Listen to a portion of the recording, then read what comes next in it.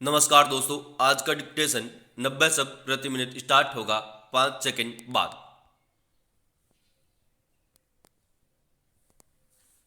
Start.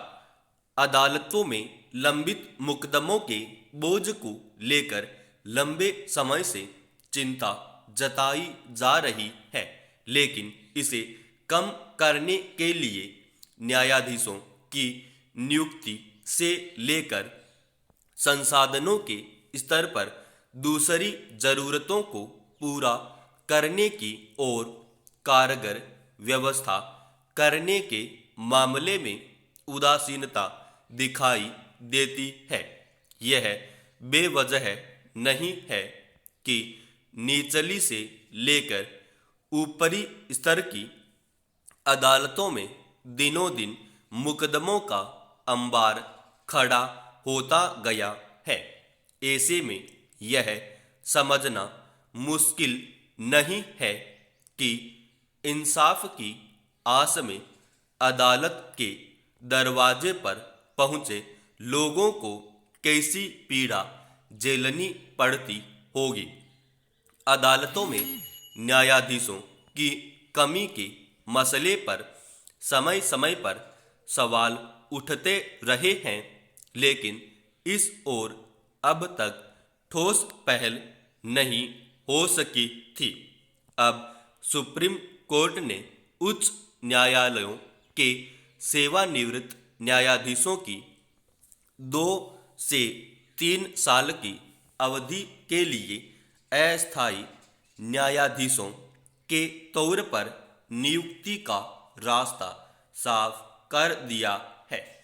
शीर्ष अदालत के मुताबिक अस्थायी जजों के तौर पर पूर्व न्यायाधीशों की नियुक्ति का मतलब यह नहीं होगा कि उन्हें नियमित न्यायाधीशों की जगह पर रखा जाएगा। इसके लिए एक निष्क्रिय संवैधानिक प्रावधान को लागू किया गया है ताकि लंबित मामलों को निपटाकर उनकी संख्या कम की जा सके। गौरतलब है कि संविधान के अनुच्छेद 224 ए में उच्च न्यायालयों में अस्थायी न्यायाधीशों की नियुक्ति का प्रावधान है, लेकिन इसका सहारा दुर्लभ स्थितियों में ही लिया जाता है।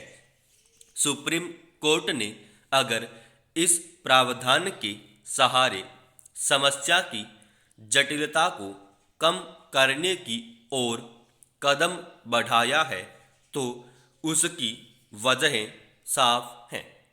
देश के उच्च न्यायालयों में करीब 57 लाख मामले लंबित हों तो यह समझना मुश्किल नहीं है कि मौजूदा न्यायिक ढांचे में इन्हें निपटाने में कितना वक्त लगेगा और इस बीच न्याय की अवधारणा को कैसे देखा जाएगा।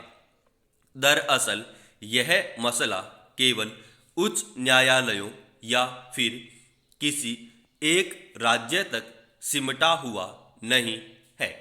समूचे देश की अदालतों में 3 करोड़ से ज़्यादा मामले लंबित हैं और इसमें न्यायिक तंत्र के मौजूदा ढांचे की कमियों की वजह से रोजाना बढ़ोतरी होती जा रही है। खास तौर पर मौजूदा महामारी के दौर में सुप्रीम कोर्ट में लंबित मुकदमों के आंकड़े में 3.5% से ज़्यादा की वृद्धि हो गई है। राज्य स्तर पर हाई कोर्ट और निचले स्तर की अदालतों में स्थिति और ज़्यादा चिंताजनक है। यह सच है कि न्यायालयों के बुनियादी ढांचे में कमी के साथ साथ जजों के लिए स्वीकृत पदों का खाली होना मुख्य कारण है। आज भी हमारे देश में प्रति 10 लाख की आबादी पर न्यायाधीशों की संख्या 21 के आसपास है, जबकि अमेरिका में यह अनुपात 107 और कनाडा में 75 है। लेकिन समस्या इससे ज़्यादा गहरी है। देश के उच्च न्यायालयों में जजों के 35% और निचली अदालतों में 23% पद खाली हैं। इसके अलावा मौजूदा ढांचे में न्यायालयों में छुट्टी और काम की अवधि आदि का विश्लेषण किया जाए तो समस्या की अन्य परतें खुलती हैं। ऐसे में मुकदमों के अंबार के साथ साथ न्याय की गति कैसी हो सकती है, यह समझा जा सकता है। ऐसा नहीं है कि समस्या की जटिलता पर किसी की नज़र नहीं गई है।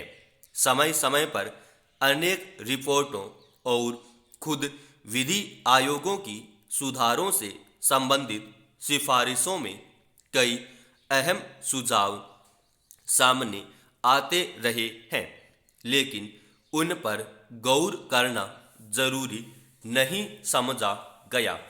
आज लंबित मुकदमों के बोझ की फिक्र यहाँ तक पहुँच गई कि इसके लिए अस्थायी न्यायाधीशों की नियुक्ति का सहारा लेना पड़ा।